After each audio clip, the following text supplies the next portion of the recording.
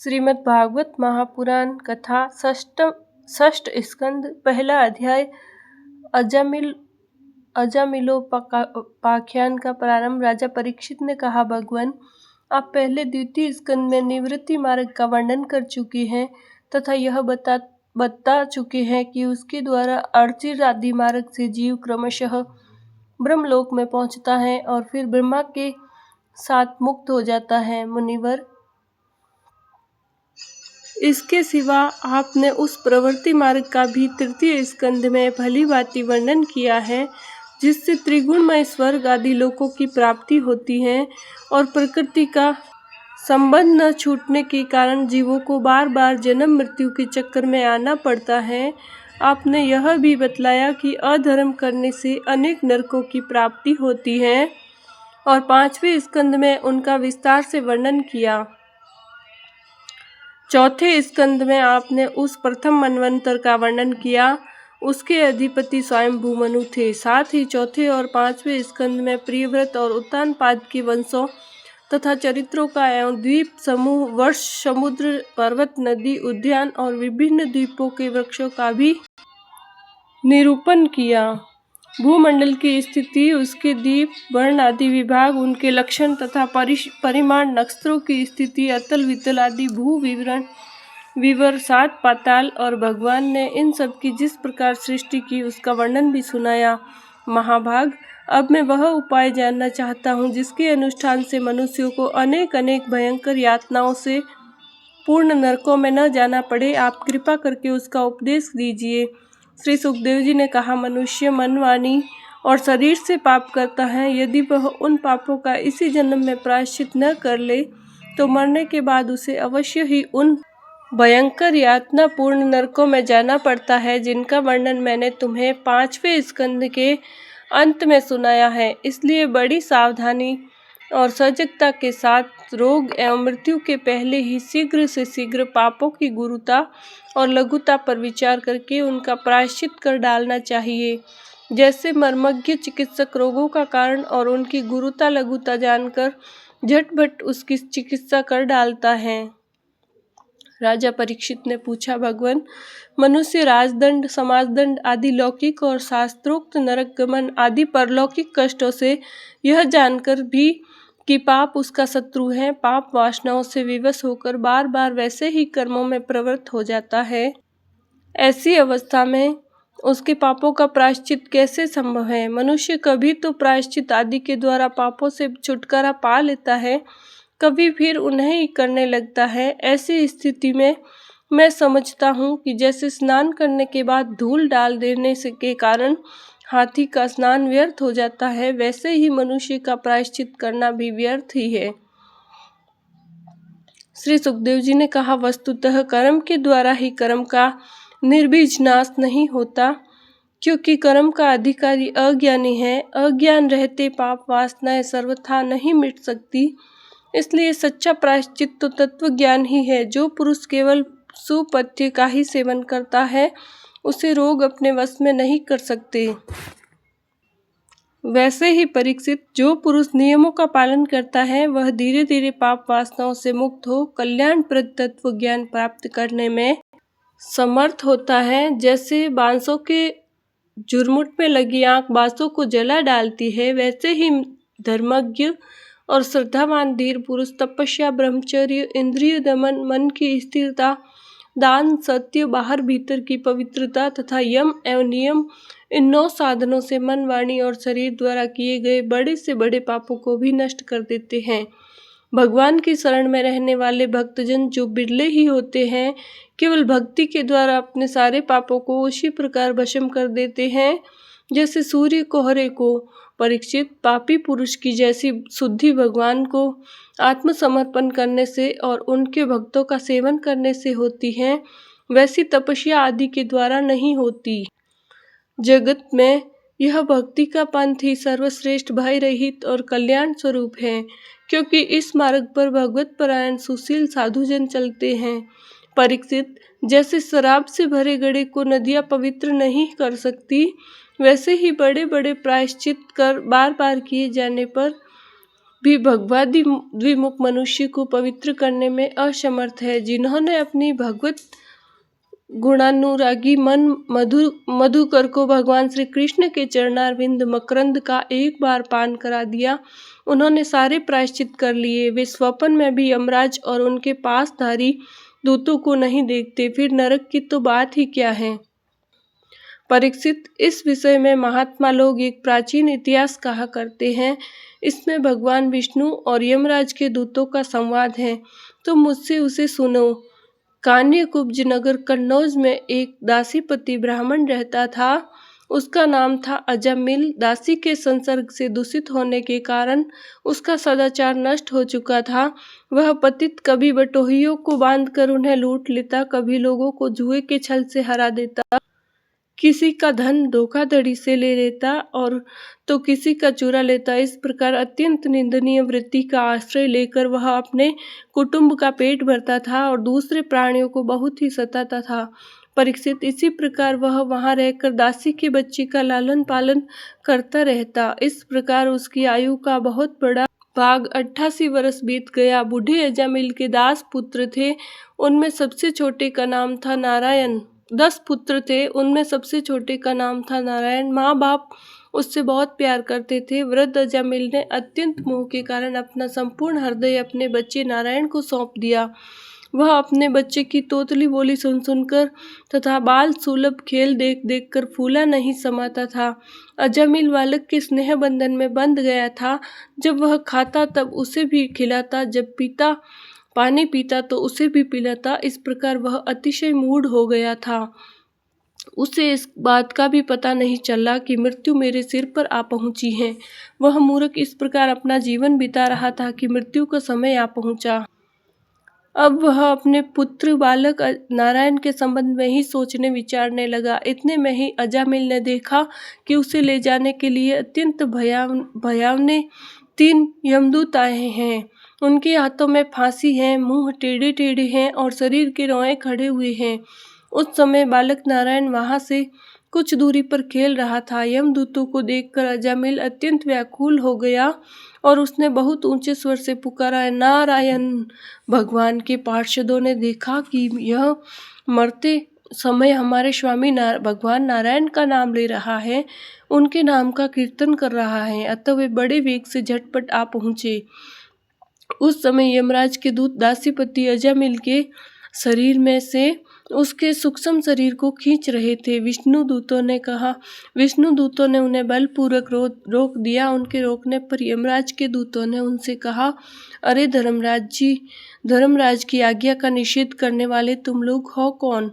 तुम किसके दूत हो? कहाँ से आए और इसे ले जाने के लिए हमें क्यों रोक रहे हो? क्या तुम लोग कोई देवता, उपदेवता अथवा सिद्ध श्रेष्ठ हो? हम देखते हैं कि तुम सब लोगों के नेत्र कमल दल के समान कोमलता से भरे हैं।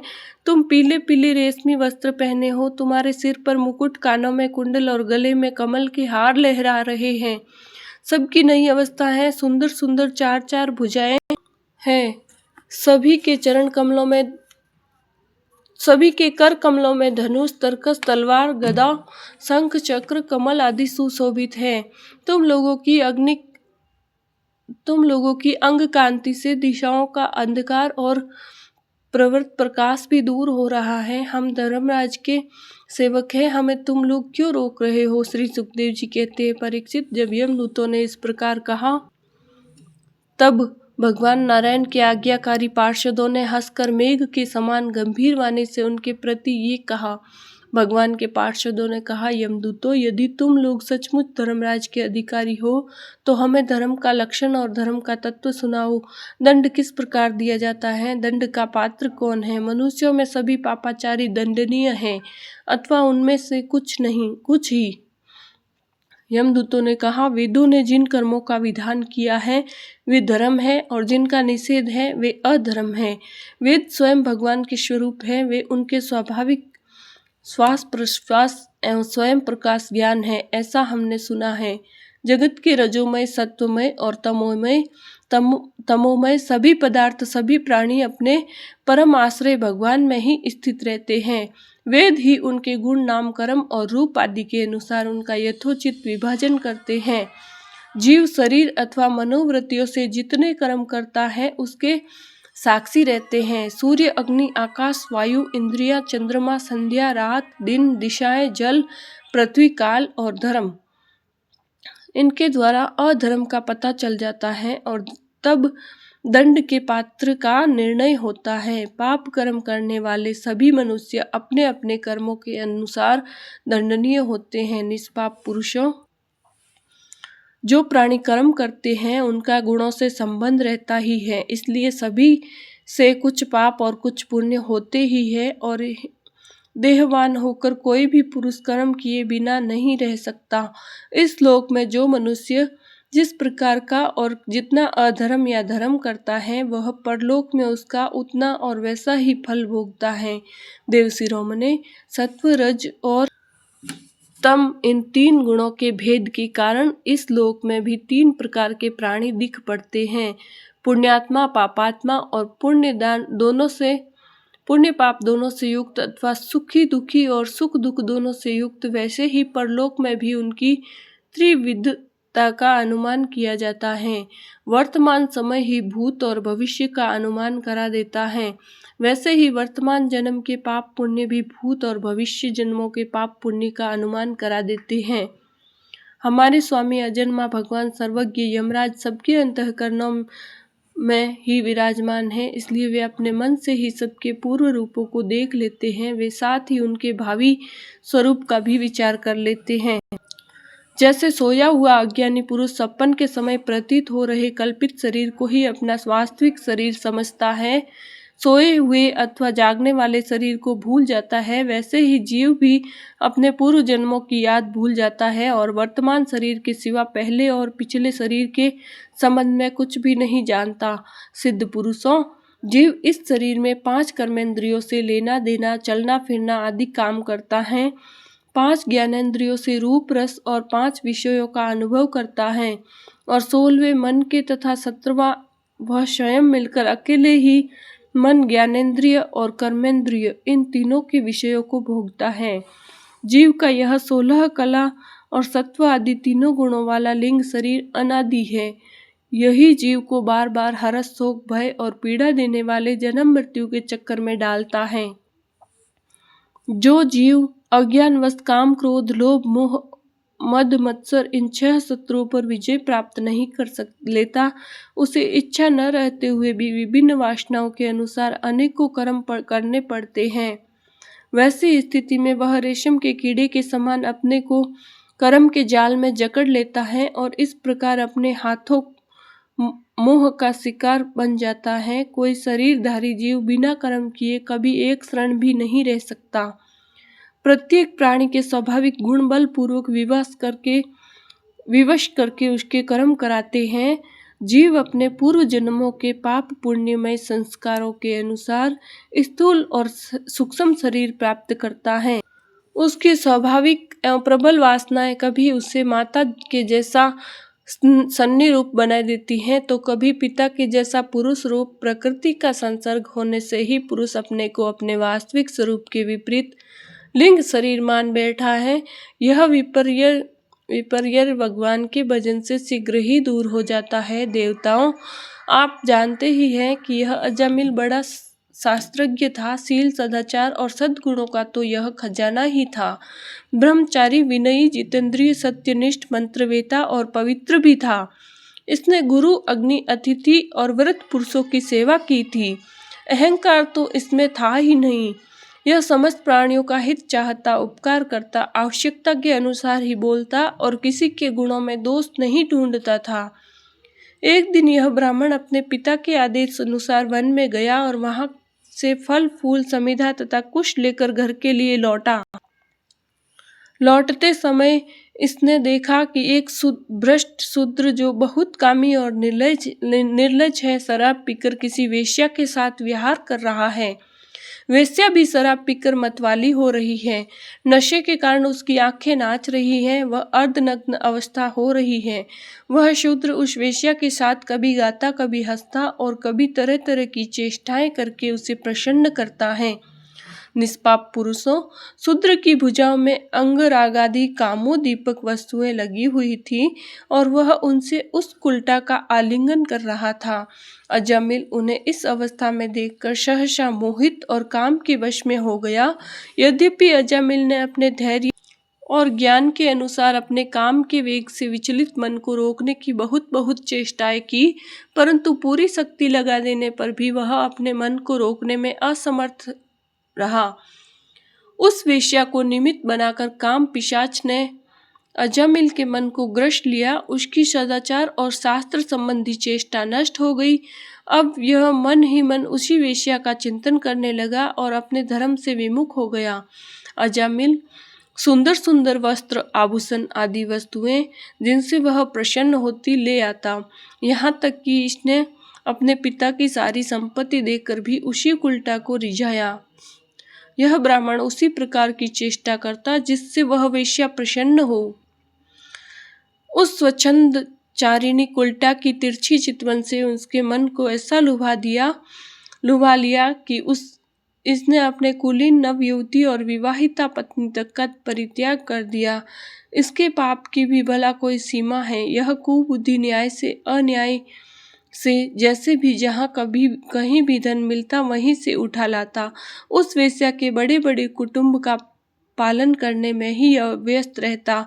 इस पापी ने शास्त्र आज्ञा का उल्लंघन करके स्वच्छंद का आचरण किया। यह सत्पुरुषों के द्वारा निंदित है। इसने बहुत दिनों तक वेश्या के मल समान अपवित्र अन्न से अपना जीवन व्यतीत किया। इसका सारा जीवन ही पापमय है।